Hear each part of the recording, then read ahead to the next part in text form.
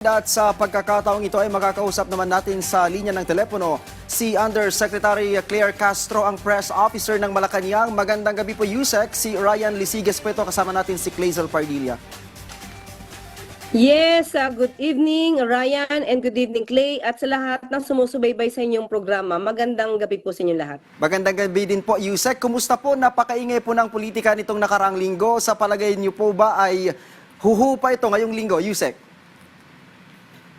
Alam mo naman, kahit naman ang Pangulo ay tutok sa trabaho, marami pa ring obstructionist na maingay.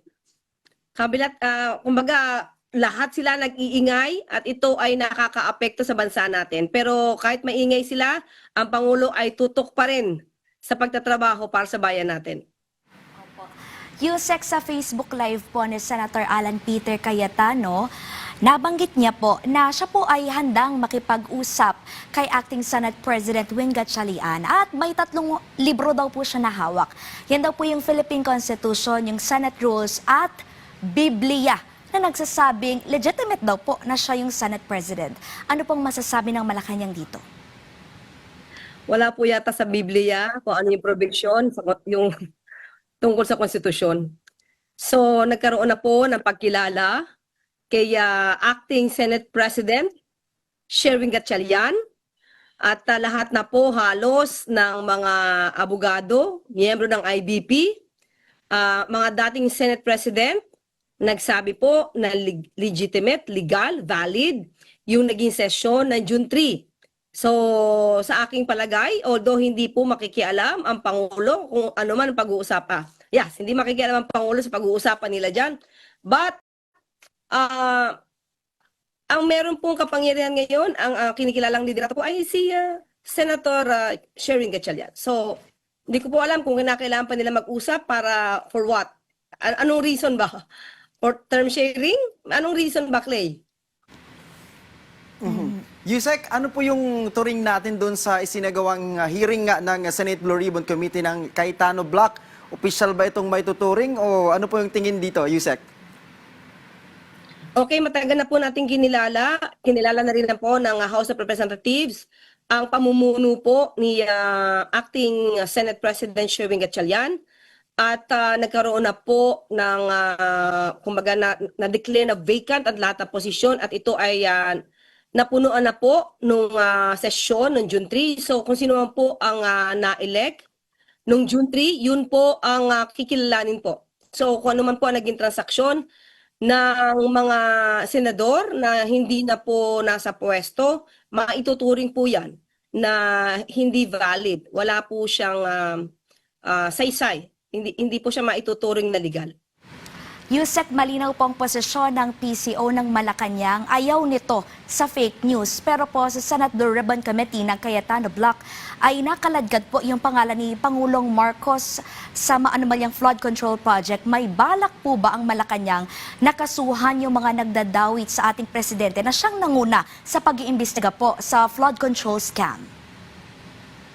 Alam po nating lahat na butas-butas ang kwento nitong 18 Maleta Boys. Okay? So, nag-iimbestiga na rin po ang NBI dyan dahil nakikita po nila na talagang butas-butas ang kwento.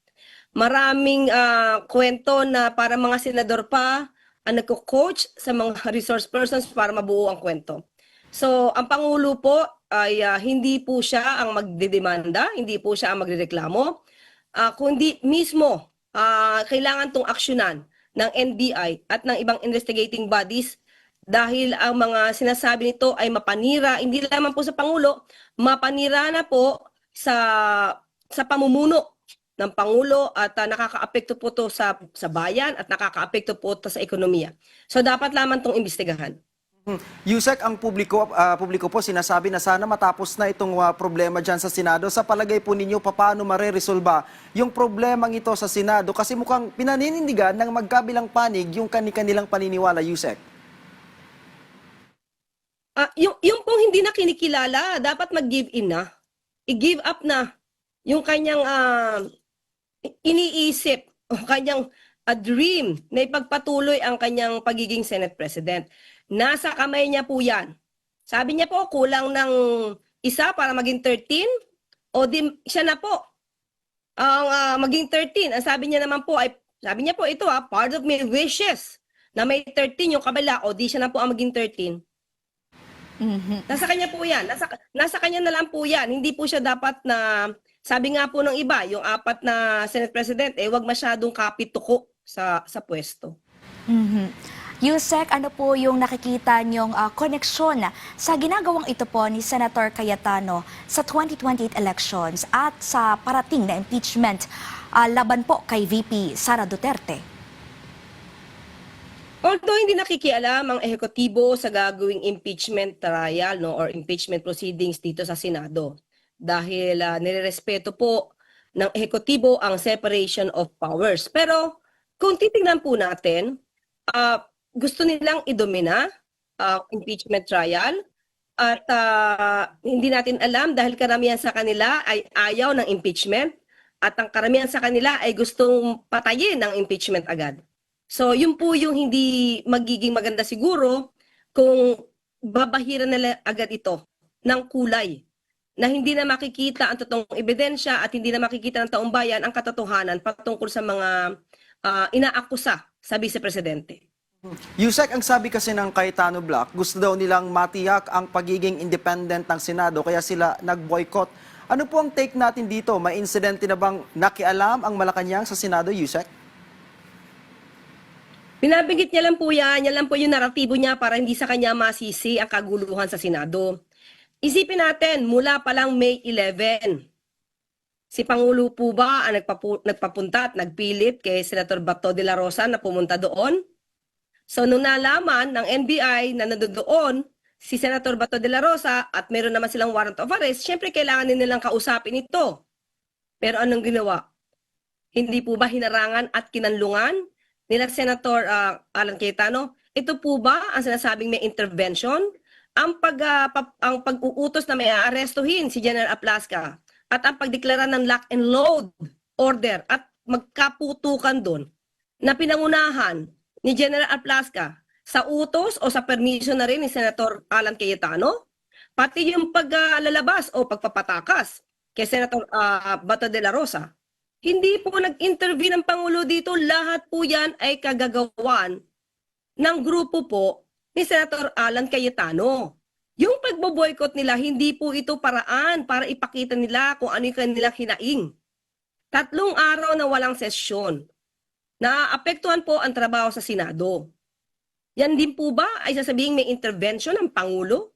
Lahat po ng ginagawa dyan, lahat ng kaguluhan, ibibintang ni Senator Cayetano sa Pangulo para siya manatiling malinis sa mata ng ibang tao. Siya yung tipong walang dungis. Samantalang siya po ang namumuno dito sa Senado kung kailan sobra nagkaroon ng kaguluhan. Opo. Yusek, gaano po kabukas ang Pangulo sakaling humiling po si Acting Senate President Wing Gatchalian ng special Senate session?